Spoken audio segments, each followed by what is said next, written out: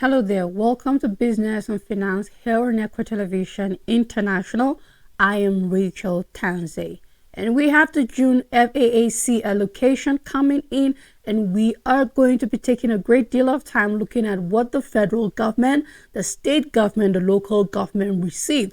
Also, what revenue was generated the highest when it comes to tax, when it comes to statutory and other revenue generation method, be it the money or electronic levy or money transfer. And then also we are going to be looking at what the Central Bank of Nigeria have decided to do concerning its transactions with the BDC and how it's going to help forex exchange and then also increasing the value of our currency. We are also going to look at what it means for banks when it comes to the 50% windfall tax that the federal government is introducing an amendment to the Finance Act to be able to finance the supplementary budget of 6.2 trillion naira. What this will mean for banks, and if the federal government will be able to have 100% compliance, what it will mean legally, and also what it will mean for these banks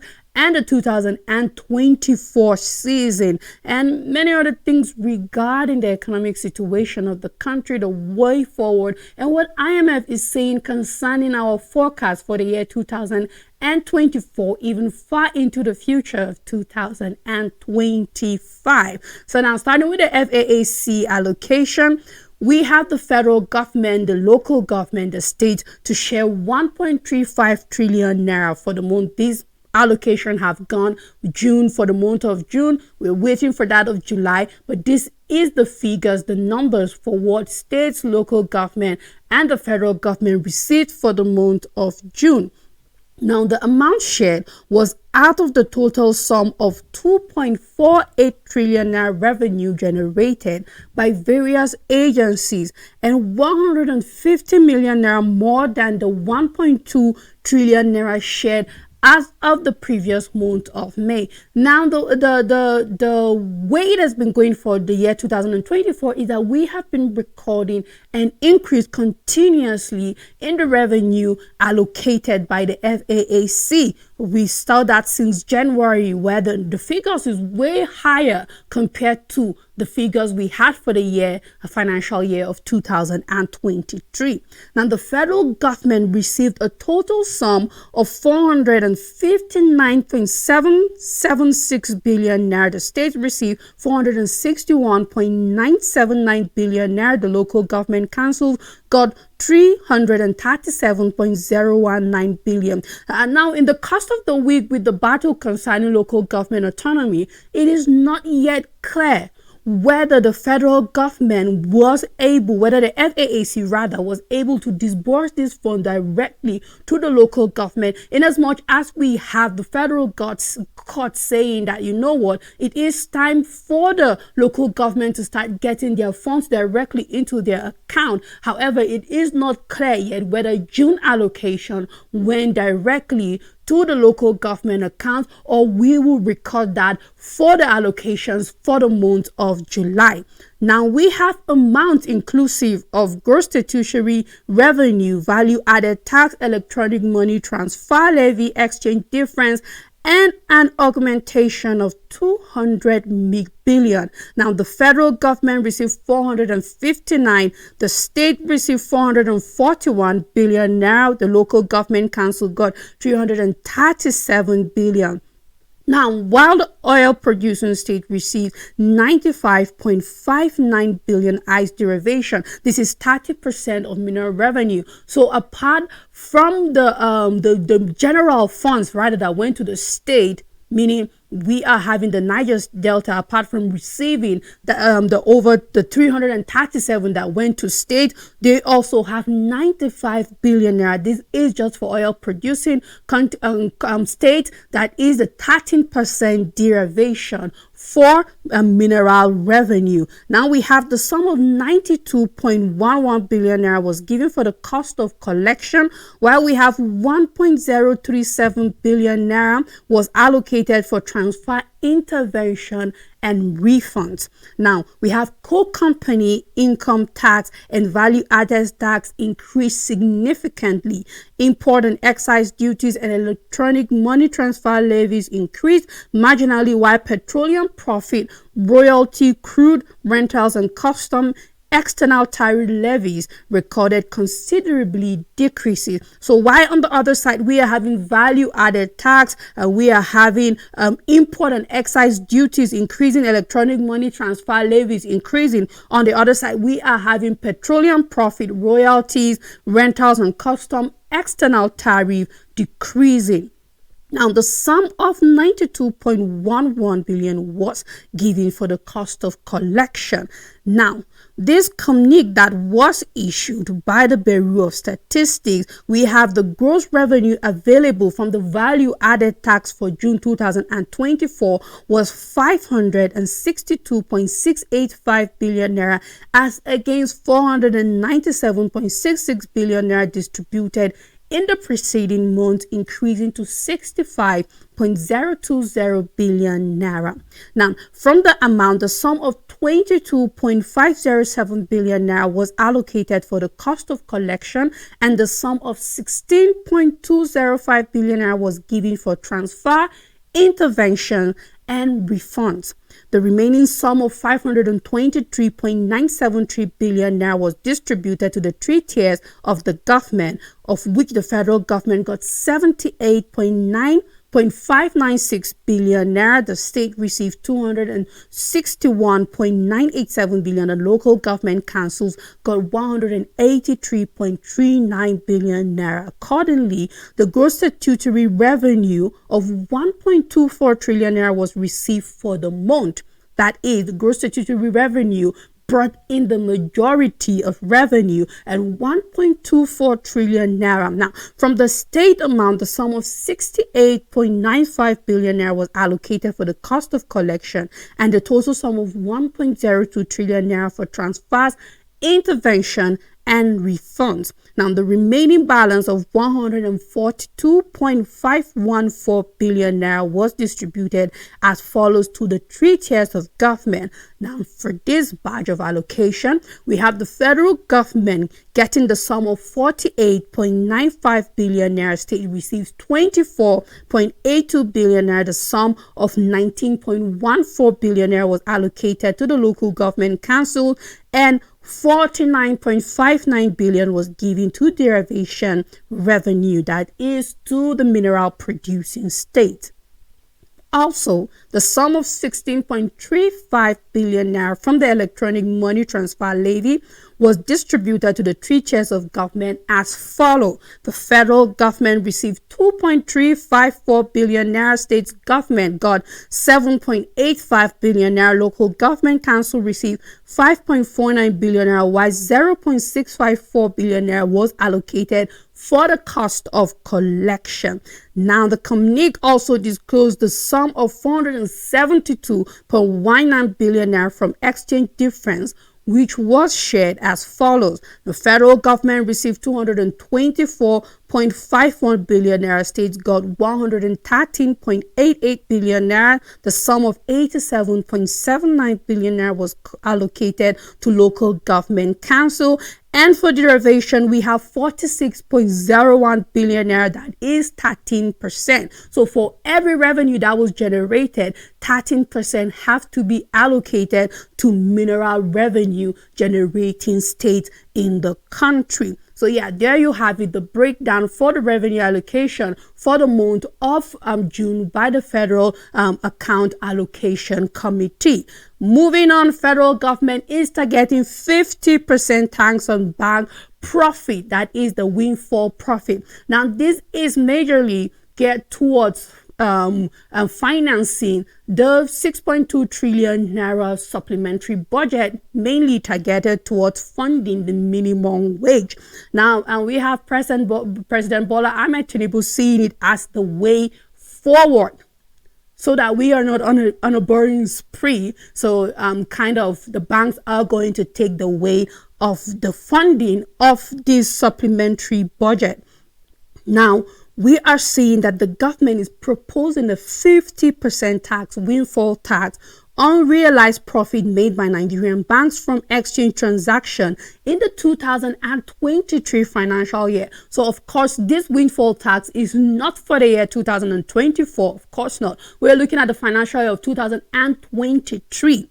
Now, this proposal has sparked some debate. But before we go into what the debate and the concerns are, we have the Senate has approved President Bola Tinubu's request to amend the Finance Act to impose a one-time windfall tax on banks' foreign exchange profits for 2023. Now, a windfall tax is a higher tax levied by the government on sectors or businesses that has disproportionately benefited from favorable market conditions. So yes, a windfall, if you understand what that means, when the atmosphere was favorable during certain foreign exchange transactions, or when certain taxes were not collected or demanded, the bank had made a significant amount of profit. And in as much as the financial year for 2023 is gone and we are in the third quarter of the year, the third quarter, yes, precisely, of the year, this is kind of a tricky one for the federal government alongside the banks. Now, let's see why this is tricky. Now, Global Tax and Advisory Service firm has criticized the 50% windfall tax on the banks. Now, the reason is that there are policies guiding. First of all, we already have banks done with the tax for the year 2023. Now, this is now going backward. Will the federal government get 50% immediately, or are we looking at breaking down this percentage? And it means going back into books and trying to look at an account that have already been settled when it comes to tax. Now, Nigerian tax policy does not support retroactive taxation, and since most banks have settled their tax liabilities for the financial year of 2023, it could lead to a constitutional crisis since it runs counter to the principle of legitimate expectation. So this is the major concern. Not the fact that the federal government cannot ask for a windfall tax, but because we are looking at a tax demanded from a financial year that have already been concluded, going back on the books, going back on records, going back on whatever the banks have to do. And of course, if you're asking for a windfall tax, it doesn't mean that the banks have not given some kind of tax in the back. Of course, they have settled their tax liabilities for the year 2023. We'll just have to wait and watch how this unfolds, how it affects the banking sector, and if the federal government will not run into legal issues looking at how contradictory the policies regarding these kinds of actions are. Now, CBN is okaying transactions with BDCs. Now, in the last business and finance section, we saw where the BDCs were complaining that the banks, Central Bank of Nigeria, sidelined them from the transaction of over $127 million, meaning the Central Bank of Nigeria had a transaction, made currencies available to other operators, license operators, precisely banks, but the BDCs were sidelined, and we saw complaints coming from the BDC's operators, and then what that meant. And of course, I remember saying, let's wait and see what will be the Central Bank of Nigeria's reaction or reply to the allegations coming from BDC's operators. Now, shortly after, for the past week, we saw that due to this scarcity or not transacting with the BDCs, we saw that our exchange value was depreciating as against the dollar, where we saw it going to as low as 1,600 naira. And then to quickly intervene, we saw that the Central Bank of Nigeria decided to now give the BDCs cash to do an invisible transaction with Bureau de Change Operative. Now, the CBN has approved sales of $20,000 to each eligible BDC's operators at 1,450 naira to $1 to meet demand of invisible transaction. Now, you just can't help but wonder what games is the central bank trying to play as regarding exchange, as regarding their operations with BDCs, and at the same time, what will this mean for the exchange value of our currency? Now, the Central Bank of Nigeria on Thursday, that is closing in at the exchange market for last week, approved the sales of foreign exchange to eligible bearer de change operators. Now, the CBN stated that $20,000 will be sold to each BDCs at the rate of 1,450.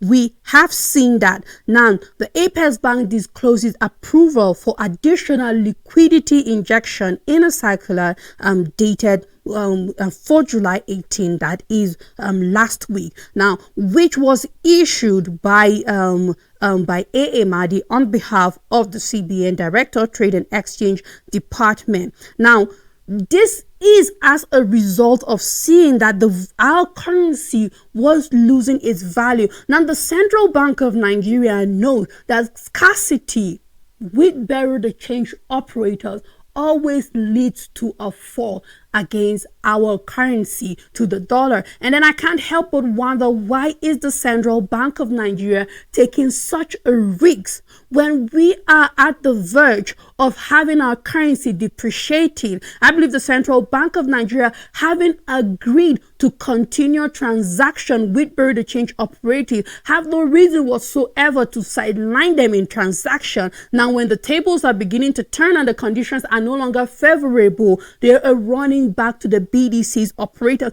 And of course, they always come with attachment to this agreement whereby bearer de change operatives cannot make more than 1.5% profit in their transaction. So if they are selling to them at 1,450 naira to a dollar, we are looking at the bearer de change operatives just selling a little bit above 1,500.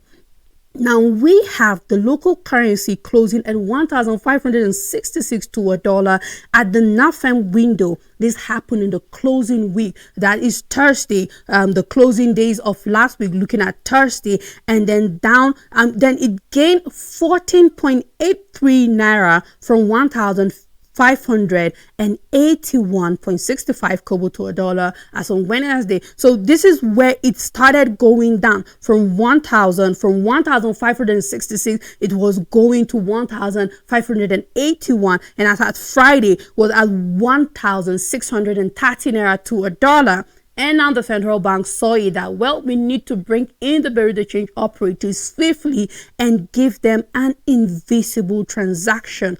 I am looking forward to days where the Central Bank of Nigeria doesn't play game with bearer de change operators. If you have opened the market to trade directly with them, suspending your previous agreement of not dealing directly with BDCs operators, and we saw starting from the last quarter of 2023 up to this year where you have agreed to transact directly with bearer de change operators, increasing how much you sell to them to be able to cope in scarcity, to reduce how our currency devalues as against the dollar. I believe that the Central Bank of Nigeria have no reason whatsoever sidelining bearer de change operators. We are now seeing the direct effect of that decision by the Central Bank of Nigeria, and we just hope that moving ahead, the Central Bank of Nigeria doesn't take these kinds of risks. Now, IMF have downgraded Nigeria's 2024 economic growth forecast to 3.1%. We are looking at a 0.2% decrease below point from the previous 3.3%. Now, the downgrade represents a 0.2% point below the earlier forecast of 3.3%. The downgrade followed weaker than expected gross domestic product, that is the GDP, and growth recorded by the country in the first quarter of 2024. So they're looking at how our gross domestic product have decreased. So we are not performing well. We didn't perform well, rather, in the first quarter of the year, and the IMF have no option than to go and to reduce what they have projected to be 3.3% back to 3.1%. So we are seeing a 0.2% deduction. Now, this data from the Bureau of Statistics, the National Bureau of Statistics, showed that Nigeria's gross domestic product dropped quarter on quarter to 2.98% in the first quarter from 3.46%. That is a drastic reduction, and not much drastic reduction from the IMF. If we're to go down from 3.46% to 2.98%, and then we have the IMF just reducing 0.2%, we can say that the IMF is fair in its reduction. Nonetheless, they have reason for that.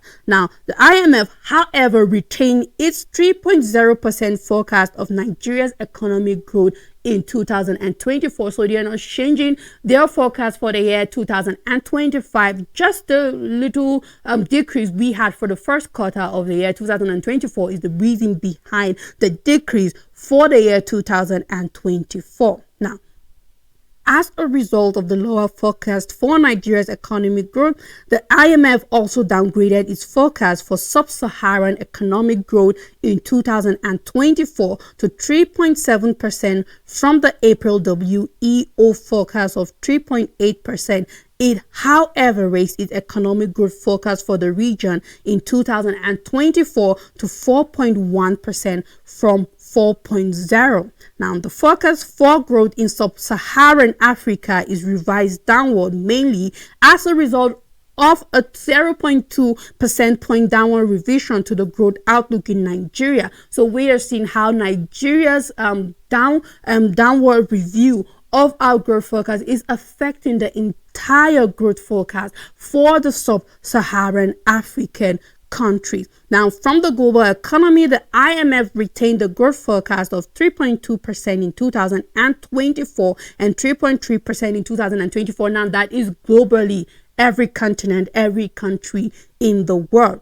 Now, the global economy is in a sticky spot. Global growth is projected to be in line with the April 2024 World Economic Outlook WEO forecast at 3.2% in 2024 and 3.3% for the year 2024. And I'll be closing the show by saying a big congratulations to Zenith Bank for maintaining its first position, still the number one bank by the Tier 1 capital for 15 consecutive years. So well done to Zenith Bank, and I believe better reports and accolades for the bank alongside other banks that have been keeping Nigeria and Africa at the top. Until I come your way next time, goodbye.